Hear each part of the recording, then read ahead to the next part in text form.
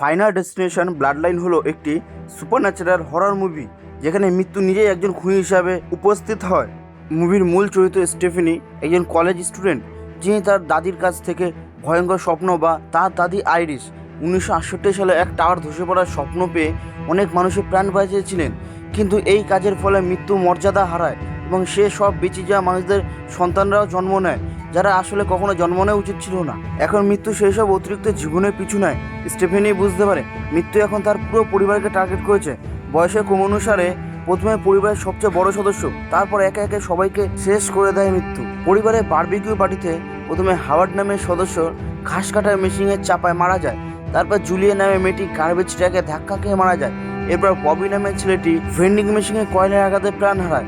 হ্যারিক নামে আরেক সদস্য, যিনি আসলে বায়োলজিক্যাল সন্তান নন, সেও শিকার হন এমআরআই মেশিনের দুর্ঘটনায়। পরিবার ভয় পেয়ে যায় এবং মৃত্যুকে কিভাবে ঠেকানো যায় তা জানতে জেবি নামে একজনের কাছে যায়। সে আসলে উইলিয়াম ব্লাডওয়ার্থ, যিনি আগের মুভিগুলিতেও ছিলেন। তিনি বলেন মৃত্যুকে ঠেকানো যাবে দুইভাবে, হয় কারো প্রাণ নিতে হবে, না হলে নিজে মরে আবার ফিরে আসতে হবে। এরিক ববিকে বাঁচা থেকে নিজে মৃত্যুর শিকার হয়। শেষে স্টেফেনি, তার ভাই চার্লি এবং তার মা ডার্লিন আইরিসের কেবিনে লুকাতে যায়। সেখানে একের পর এক দুর্ঘটনা ঘটে।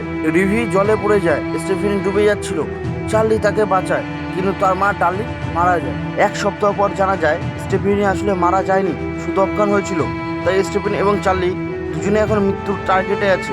শেষ দৃশ্যে একটি ট্রেন লগ নিয়ে তাদের পাড়া এসে পড়ে এবং স্টেফেনি ও চার্লি দুজনেই মারা যায়। এই মুভিতে জানা যায় ফাইনাল ডেস্টিনেশনের সিরিজের সবচেয়ে বড় দুর্ঘটনা আসলে 1968 সালে এক টাওয়ার ধসে পড়ার পরিণতি। মৃত্যু সেই সব অতিরিক্ত জীবনের পিছু নিচ্ছে এবং পুরো সিরিজটাই এক চেইন রিয়াকশন।